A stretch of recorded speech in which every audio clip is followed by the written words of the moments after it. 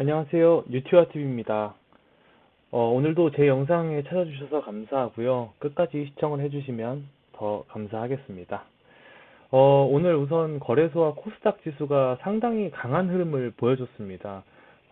코스피가 2.18% 상승을 했고, 코스닥이 1.97%포인트 상승을 했습니다.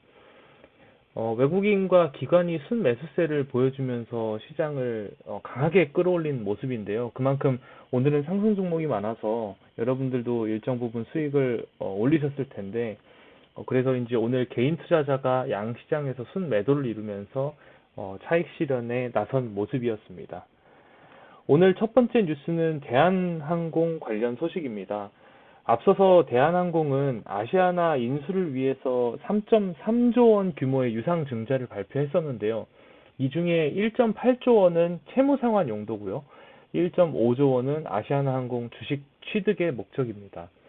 예정 발행가는 주당 19,100원이고 신주를 총 1억 7,360만 주 발행하게 되는데요. 기존 주식 수가 1억 7,500만 주였던 걸 감안을 하면 기존 주주들의 지분 가치가 상당 부분 희석이 되게 됩니다. 신주 배정 기준일이 바로 내일인 1월 26일이고 오늘 25일이 바로 권리락일이었죠. 권리락일에는 유상증자로 인해서 이 늘어나는 주식 수를 좀 고려를 해서 주가를 인위적으로 낮춰서 시초가를 형성하는데 신주 인수권을 받을 수 있는 마지막 거래일이었던 지난주 금요일 종가가 34,950원이었는데 오늘 시초가가 28,200원에 형성된 게 이런 이유 때문입니다. 말 그대로 신주 인수권을 갖고 있는 사람은 더 싼 가격에 대한항공 주식을 살 수 있는데 그 권리를 갖지 못한 사람들은 더 비싸게 대한항공 주식을 살 수밖에 없으니까 인위적으로 가격을 떨어뜨린 거죠. 그런데 좀 특이한 점은 권리락일인 오늘 개인 투자자가 대한항공 주식을 594억 원 순매수하면서 시초가 대비 12% 가까이 상승시킨 점입니다. 대한항공 우선주는 상한가를 기록을 했습니다. 이 국내 항공시장에서 대한항공의 라이벌이 누구였습니까? 바로 아시아나항공이었는데 대한항공이 아시아나항공을 인수하게 되면 그만큼 국내 항공시장에서 이 대한항공의 입지가 더 견고해지고 대한항공의 독주가 이어질 거라는 예상으로 시장이 반응을 한 듯 해요. 이 코로나로 인해서 대한항공을 비롯한 이 항공업계 전반에서 나올 만한 악재가 이미 다 나온 상태거든요. 나올 만한 악재가 모두 나온 이 상황에서 오히려 이제 남은 것은 호재뿐이다 라고 이제 많은 투자자분들이 생각을 하고 기대를 하고 계신 것 같습니다. 어, 아무래도 뭐 작년부터 뭐 올해까지도 해외 여행이라든가 여행길이 막혔기 때문에 아무래도 항공업계 또 여행업계가 굉장히 안 좋았고 또 안 좋을 것으로 생각이 되고 있는 현재 상황이잖아요. 그런데 이 대한항공이 어, 이번 아시아나항공을 인수하고 또 코로나 백신 개발에 따라서 이 코로나 이 상황이 조금 더 개선이 되게 된다면 빠르면 뭐 올해 하반기 또 늦으면 내년 정도에는 이 여행길이 다시 열리면서 대한항공에도 훈풍이 불지 않을까 생각을 합니다. 이 코로나로 인해서 정말 대한항공이 뭐 주가가 코로나 최초 터졌을 때는 굉장히 많이 곤두박질을 쳤었는데 이 소식을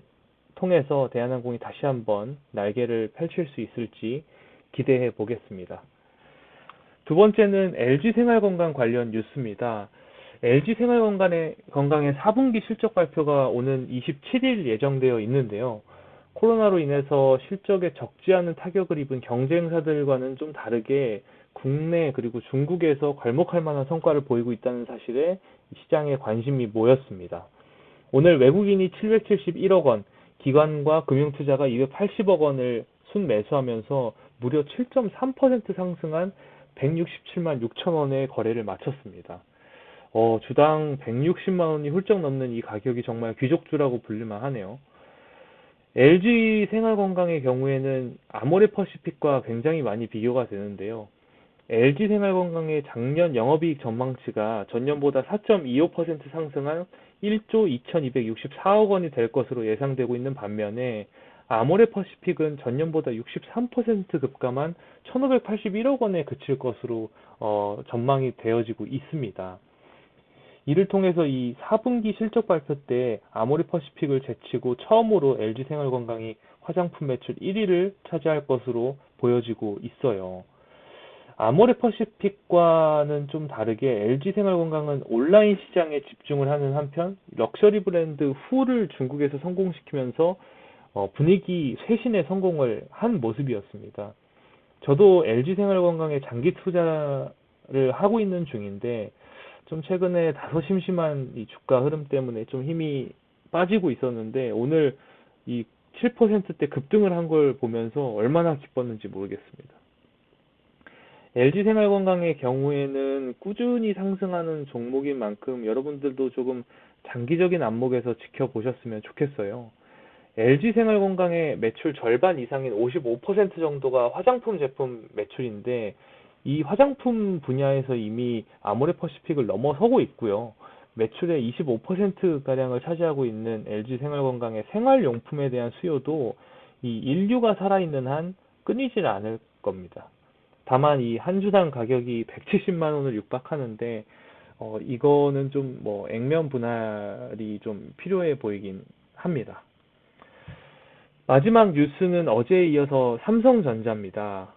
삼성전자가 미국 테슬라와 손을 잡고 자율주행차에 들어갈 5나노미터급 차량용 반도체를 개발한다는 보도에 오늘 3% 상승하면서 89,400원의 거래를 마쳤는데요. 기관과 금융투자가 무려 4,868억 원을 순매수했고 외국인도 1,386억 원 순매수하면서 주가 상승을 견인한 모습이었습니다. 삼성전자 우선주도 2% 상승한 79,200원의 종가를 형성을 했습니다. 어제 전해드렸죠. 인텔 파운드리 물량 수주 기대감 소식과 더불어서 오늘 이 테슬라 소식까지 그야말로 겹경사라고 볼 수 있겠는데요.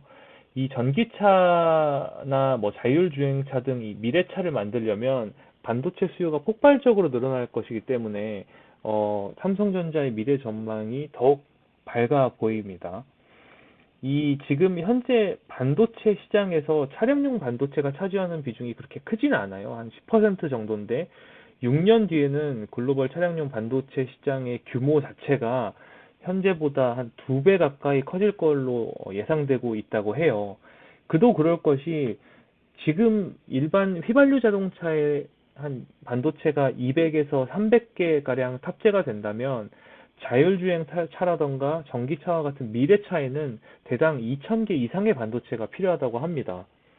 삼성전자는 이미 아우디 등의 이 글로벌 차량 제조사에 차량용 AP를 공급을 하고 있는데 여기에 테슬라의 자율주행차 그리고 전기차에까지 삼성전자의 반도체가 탑재된다면 향후 이 삼성전자의 수익률이 어마어마하게 커질 것 같습니다.